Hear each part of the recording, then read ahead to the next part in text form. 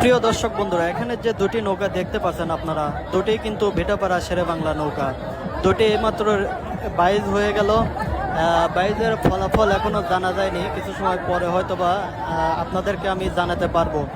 আন্তরিকভাবে দুঃখিত, বৃষ্টির কারণে ভিডিওগুলো ঠিকভাবে করা যাচ্ছে না।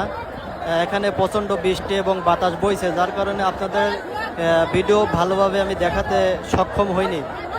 এতে আমি আন্তরিকভাবে দুঃখিত।